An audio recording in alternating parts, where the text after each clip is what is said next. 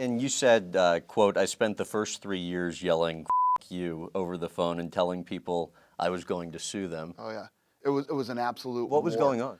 The first 3 years of this company was just an every day when I came in here, it was war. And that's literally what I did. I'd stand yell on the phone, "F you, f you." You know, people think I swear a lot now. You should have heard me the first 3 years of this company.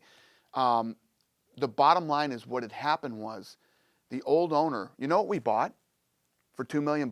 What? The 3 letters, UFC, and an old wooden octagon. He had stripped this whole thing down. He had stripped it down to keep it alive. He had sold everything off. The DVD rights, all the old library, the video game rights, the merchandise rights. If there was anything worth a penny connected with those 3 letters UFC, he sold it. And as you build a company like this, you build a sports franchise, you build a brand, there's certain things that you need to protect. We didn't even own UFC.com. UFC.com used to be user-friendly computers. Now, the guy that owned that company, he's out there somewhere. He and I used to battle for years. Oh, for years.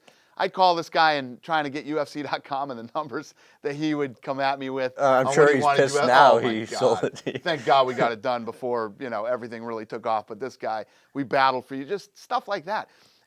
All the rights and the trademarks and all the things that you need to build a brand were gone. And I had to go out there and battle to try to get these things back. The other thing was, it had become where this guy hadn't defended anything. To have a brand worth value, you have to have trademarks and he hadn't defended any of that stuff. None of it. So I had to go out, not only and get all these rights back and try to get this stuff back into the company, but I had to go out and battle with the people who were stomping all over them. Right. You know what I mean? So it was, I got into this thing. Me, Frank, Lorenzo, all of us, we got into this thing going, this is going to be so much fun. We're going to be in the fight business. We'll be friends with all the fighters. It'll be so cool, and we'll build this thing up. Everybody will make lots of money, meaning we'll take care of all the fighters. Sure. These guys are going to be so happy being with us. And then you get into it, and it's, nothing is ever what you think it's going to be. So you met with the Nevada and New Jersey athletic commissions to create a set of unified rules that would be essentially accepted everywhere for the UFC and the sport. You went after mainstream sponsors. You met with the cable operators to get the UFC back on pay-per-view. How about the most challenging part of essentially trying to create a sport? Yeah, it was all challenging. Everything that you just said, it was all challenging. The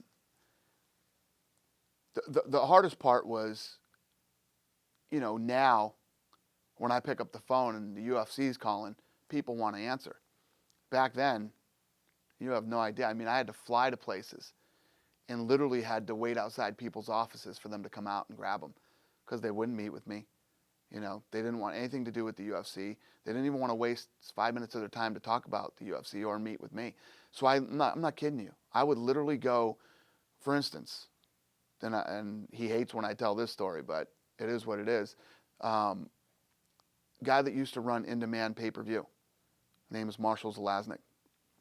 And they would have these big conferences for cable conferences.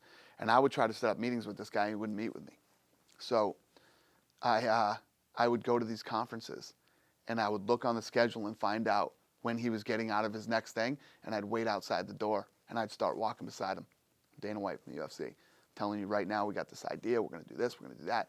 You got to give us a shot. And I just kept following this guy everywhere and terrorizing him. And we finally ended up getting our pay-per-view deal.